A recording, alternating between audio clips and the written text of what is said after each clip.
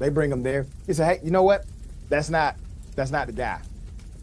How is it that the victim was aware that's not the guy when the guy had on the ski mask? Well, remember, the guy was 6 feet tall and had on different clothes. The cops didn't understand that, obviously. There's more. Commissioner Worley said that he had been in a similar situation, or similar situations, with an armed suspect trying to free his hands, and that, quote, you try to do whatever you can to get him in custody. You're scared.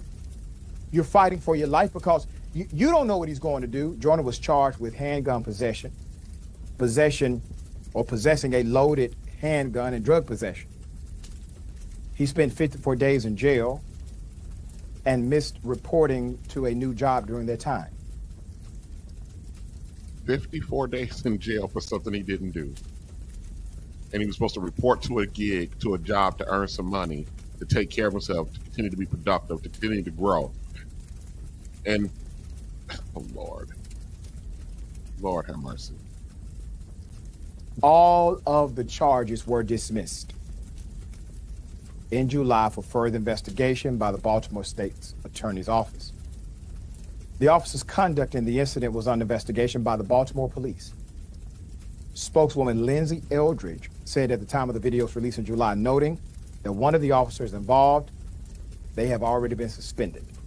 Following the state attorney's office's decision not to charge Johnson, Baltimore Police Department will finalize its investigation of the incident for potential policy violations and recommend any administrative charges to the Administrative Charging Committee.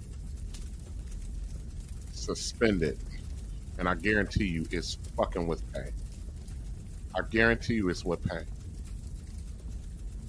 But we're supposed to believe they're here to protect and serve us. That's what we're supposed to believe. Stay away from these people. Stay away from law enforcement. Stay away. They're here to hurt you, harm you, kill you, destroy you, embarrass you, humiliate you, destroy. They're here to destroy us. That's it. That's it. That's all. I need somebody to come up here and which will never happen because, you know, I'm not part of the cool kids. I wish Officer Tatum or a pro cop nigga come up here and debate this. How in the world can you justify?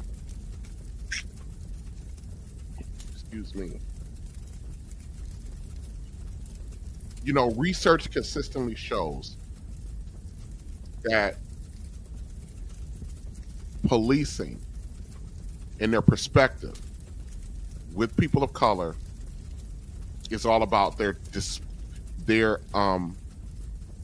mission to exterminate us. A study by the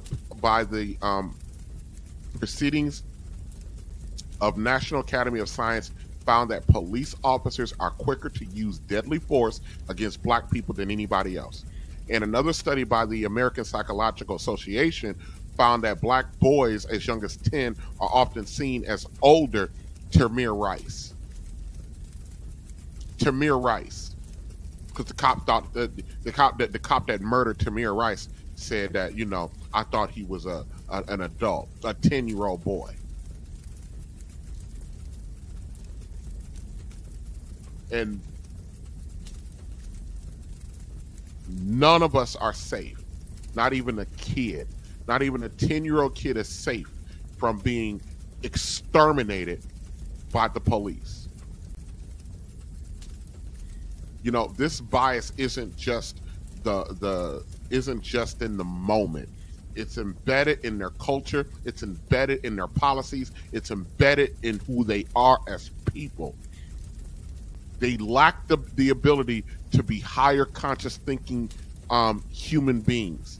These people are dim-witted and slow. They suffer, in my opinion, from a profound mental health issues. Police officers are mentally unstable, in my opinion. And not only are they mentally unstable, but they're dim-witted. They low-functioning, low IQ, short bus, IEP people. These are people who need guardians themselves because they can't function appropriately. they're missing something in their development that makes them human beings. Most police officers, regardless of their race or nationality, they're trained to see black people as criminal that deserve less empathy and that they deserve to be exterminated, because black people, by and large, are demonic criminals. That's how they see us. That's how they train their officers. That's how they base their policies and their behavior on. These isn't just a few bad apples. The whole bunch is spoiled. It's systemic. It's reflective of the attitude of the governmental institution of the United States of America, and it's reflective of how this country has always viewed and will forever view black people. We have no business interacting with these fuckers on a voluntary basis. This is why it's so important to try your damnness to protect yourself. And one way is to avoid any unnecessary interaction with police whenever possible. Know your rights, but also be aware that even exercising those rights can lead you into a situation where they feel the need to exterminate you. If you must interact with police, try your damnness to have a witness and recording. I have nothing but, we'll get into that later.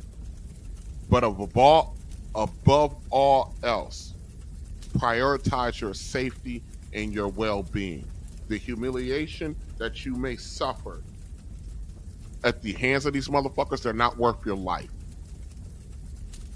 The reality is that the police are not always there to protect you. They're never there to protect you, especially if you're black. They're not there to protect you.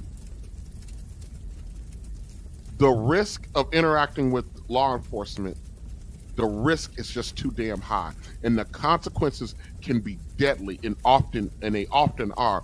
And this isn't about living in fear. It's about being smart and understanding that the system you're dealing with, and that the history, the data, the real life stories all point to the same conclusion. Black people, you should be extremely cautious when volunteering to interact with the police. Your life is quite literally can depend on it.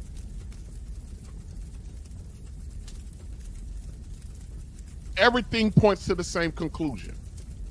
And this is not a fear-based stream. This is a reality-based stream right now.